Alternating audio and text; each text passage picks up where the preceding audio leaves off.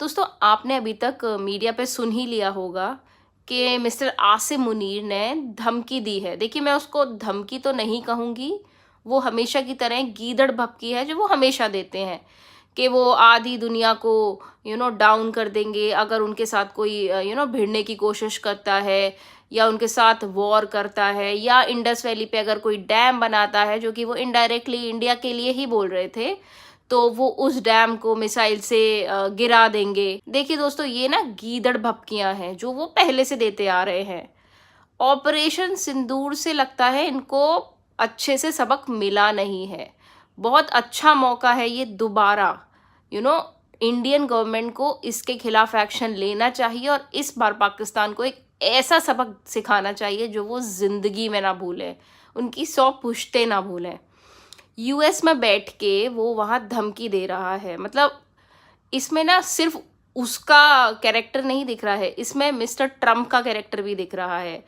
जो वो इतने हिम्मत के साथ, इतनी ऑडेसिटी के साथ ये सब बोल रहा है ना, उसको ऑब्वियसली ट्रम्प सपोर्ट कर रहा है, क्योंकि ट्रम्प तो खुद ही डरा हुआ है, उसकी कोई सुन नहीं रहा।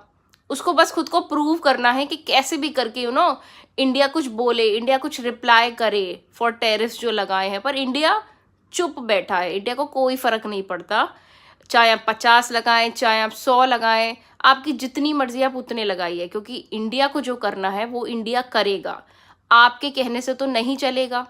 करेक्ट। लेकिन ट्रम्प भाई साहब को तो पीस मेकर बनना है या वॉर रुकवाने में बहुत मज़ा आता है। आपको पता होगा अलास्का में वो समिट हो रहा है जहाँ वो पुतिन से मिलने वाले हैं। वहाँ क्या बात होगी, वहाँ भी यही बात होगी कि आप सीज फायर कर लीजिए। पुतिन कहेगा या तो वो मान जाएगा, जो कि बहुत ही मुश्किल है, या तो वो नहीं मानेगा, या फिर वो दोबारा सेकंड मीटिंग फिक्स करेंगे इस चीज़ के लिए। ट्रम्प का ना कोई दीन ईमान नहीं है। रशिया ने जो 20% यूक्रेन की जो लैंड ले ली है ड्यूरिंग द वॉर, वो जेलेस्की को कह रहा था कि कोई बात नहीं है, ले ली है उसने, वो लैंड तो दे दो उसको, वॉर ख़त्म करो। सेम ही was telling to Putin as well, ठीक है तुम रख लो ये, लेकिन इस वॉर को ख़त्म करो। मतलब क्या ही वो बंदा है, उसको ना एक पैसे का फ़र्क नहीं पड़ता किसका क्या जा रहा है, किसको क्या मिल रहा है। उसको तो बस अपना परचम लहराना है, अपना झंडा लहराना है। वो 50 चीज़ें बोल चुका है ना अब तक, कोई इसको सीरियसली ले ही नहीं रहा। ना तो चाइना, ना तो इंडिया, ना तो रशिया, और भी बहुत सारी कंट्रीज़ हैं जो उसकी सुन ही नहीं रहे हैं। और मुनीर जी वहाँ बैठ के उसकी चमचागिरी कर रहे हैं। और मुनीर का ऐसा करने का सिर्फ एक ही कारण है, मुनीर को भी पाकिस्तान से तो निकलना ही है। अब वो जिंदगी भर तो पाकिस्तान में रह नहीं सकता, क्योंकि पाकिस्तान रहने लायक जगह ही नहीं है। उसको अमेरिका में घर भी लेना है, वहाँ सेटल होना है, और उसको वहाँ की सिटीजनशिप भी चाहिए। डुअल वो रख सकता है, पाकिस्तान की भी अमेरिका की भी, पर उसे अल्टीमेटली वहीं रहना है। तो वहाँ तो उसको जो वो कर रहा है चापलूसी, वो तो करनी ही पड़ेगी, उसमें तो कोई डाउट ही नहीं है। तो वो अपना फर्ज निभा रहा है, और जिसके दम पर वो इतना बोल पा रहा है, वो ट्रम्प भाई साहब के दम पे बोल पा रहा है, और कोई बात नहीं है, और कुछ नहीं कर सकता वो, उसमें इतनी हिम्मत ही नहीं है।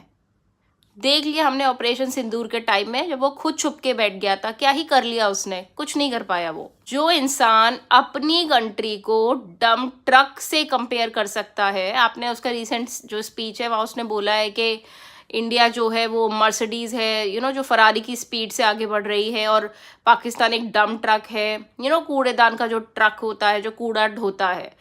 तो अगर वो अपनी कंट्री को डम ट्रक से कंपेयर कर सकता है, तो मतलब सोचिए उसका मेंटल लेवल क्या ही होगा, और वो क्या ही किसी कंट्री की ग्रोथ की, इकोनॉमी को ऊपर ले जाने के बारे में सोचेगा।